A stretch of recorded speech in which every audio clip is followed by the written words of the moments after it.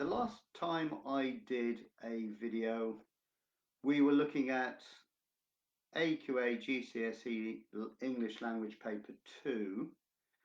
We were looking at the cover page predominantly, and we then looked at some of the questions. So what I wanted to do is follow that up today and show the kind of strategy that you can choose as a student. Remember, no place on the cover page or the exam does it say what order you have to do the exam in. So really, it's your choice, and to build a strategy is very important. One of the questions I asked on a previous video was, do you ever feel as if the exam is in control of you? Well, this is one way where you can gain control. So let's have a look at the strategy in its simple terms and see how it pans out and whether it is a strategy you would like to use. So the first thing I said was that, when we deal with things like time, the exam 1 hour 45 minutes is very difficult to sort of partition into little parts. Um, it's better to convert that straight away to 105 minutes, purely because when you do an activity, you can measure that time and take the time away very, very quickly. Um, so let's have a look at the grid that I've just put together.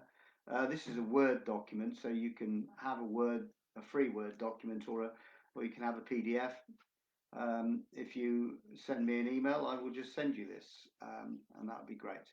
So what I've done is at the start, if we look at this bit, this is just the mark for the particular question. And then what I would say at the start of an exam, remember, when we talk about the psychology of exams and preparation before an exam, we can do some practical preparation, and we can also try to get in the right frame of mind and mindset for the exam.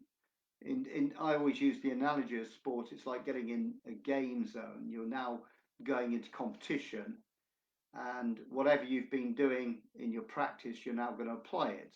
But the mindset can change as soon as you say the word competition. So it's important to get a good mindset. So let's imagine we've gone into the exam. It's a morning exam. And we've got now to start the exam. So the first thing I would suggest that students do, and it's pretty obvious, is quickly scan the exam papers, the inserts, the answer booklet that you have to write in, etc., etc. Now, allow yourself 2 minutes. So that's what the minus is. It's every time we use time, we take it off the total time. So now we have a time left of 103 minutes just from that very first exercise. So my feeling is that when you're full of high adrenaline, and you're ready to really go for this important exam, because English is a very important exam to further your education or your career or whatever else. I see English, to be honest, as a life skill rather than a subject, and it also is massively a subject that if you have a great general knowledge, that's going to help you, but you've got to start having opinions about many current things that are going on in our society, but it also sort of transfers across to other areas like history and geography, location, religion, culture, environmental issues, so many things. So it's very important that in preparation for English exams, we start to watch the news. We even play join in on Tipping Point and Who Wants to Be a Millionaire, because they have general knowledge questions. So just try to see if we can improve our understanding of many areas, which is supposedly a bit daunting when you're 15, 16-year-olds. So the first thing I would suggest you do is, when we looked at the language paper 2, the question paper, section B is one question. We know it's 40 marks. question 5 as 50% of the exam total marks out of 80. So my feeling is with question 5, we should do this first because it gives you time to flow into the exam. When your adrenaline's flying, you can overdo things, but in a longer task, you will settle in, your mind will start adjusting, and you will get into as what I call the zone of examination mode. Now, I've allowed 40 minutes for this. Now, to be honest, there are going to be more videos I'm going to do how you can prepare for question 5 without even knowing what the subject matter is. But we'll discuss that later. So let's imagine that you are now getting the question 5 statement or whatever. You will notice that 90% of the time you don't need to have read any of the sources to do question 5. So that's an important thing to remember, that you can literally go into question 5 as it's a free writing exercise where you will have an opinion about it. It could be a letter, it could be a magazine article, it could be a speech about something or a contentious issue. But remember that throughout all of the papers there is a theme, and it's worth knowing that it will be loosely linked to what you were studying in the sources. So let's imagine we do the 40 minutes. We now leave ourselves 63 minutes. Now, at this point, you've just been writing hard. So to me, it makes sense now that you can actually do some reading. And remember, the advised time of reading for the sources and the questions is about 15 minutes. Now, I've allowed 10 minutes for reading both sources. And often it depends the source that you read. You don't have to do necessarily the source in order. My feeling is we know that this paper is about comparison, so it's quite a good idea to possibly read both sources and allow 10 minutes. Now, I've just put times there. Generally speaking, it has been that source B has been quite a lot the source that is in the past. That's not always been the case. But if it is the source that's been in the past, the language is slightly different. And again, psychologically, it might be better to read the harder source first, if you think it's a harder source because of the language and it's new to you, before the 21st century contemporary source. So you see this student here, this fictional student has 5 minutes 20 seconds and 4 minutes 40 seconds, and lo and behold, it was bang on 10 minutes. So we take that off now. We've done the reading time. We now have 53 minutes left to do the remaining 4 questions.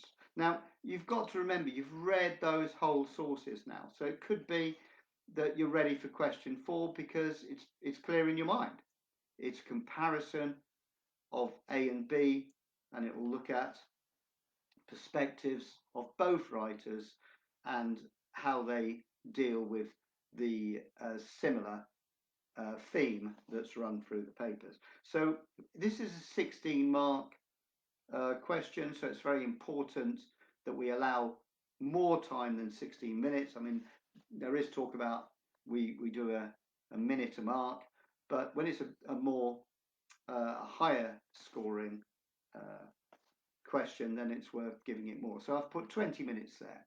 Even so, that leaves us 33 minutes to do question 3 and 2 and 1.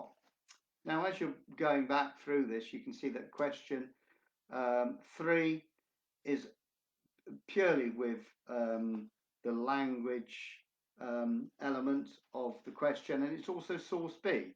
So now you will be going back into that source with full knowledge. We do know that the actual question will only be a certain set of lines that you're meant to look at related to how the writer uses language. So I've allowed, again, it's a 12 marker. So by this time, we are talking about 68 marks out of 80. And again, important to allow 15 minutes for this question, even slightly more if you feel you can do really well in those questions. So we now have only 18 minutes left, but that's plenty of time because question 2 is now source A, and it's looking at not source A, sorry, it's about source A and B. You've looked at A and B very well. You've got a good understanding of both sources at this point, and it's only 8 marks. So we've allowed 10 minutes for that. So we're now left with 8 minutes for question 1. Now, it looked a very busy question when we looked at the language paper, but 8 minutes is a massive time. You don't need that. So I've allocated 4 minutes to, and that's even too much. You could probably do this in 2 minutes, but let's be generous. And 4 minutes, and it's a true, or it could be sometimes false, statements on source A, again, a demarcated area of lines. And that allows 4 minutes checking time at the end. Now, your reading speed is important. So if you're going to prepare for an exam, you want to be able to read both sources. You probably want to increase that. It's about measuring your performance and then knowing that you're going to stick to the time allocated for each question. If you start moving away from your strategy, that's when things go wrong. But anyway, I hope that was a helpful situation to be looking at. I really feel that this is a massive opportunity to really do well in the exam by doing a different strategy. Um, any of you that would like the actual strategy, you can email me at Adrian Henson, all lowercase, at ajhenson.net, and I'd be happy to send you the strategy that you can have a look at. And please do look at it with the actual language paper, and you'll see how this can work. Thank you very much for your time. I do hope to get some feedback and some contact from you soon.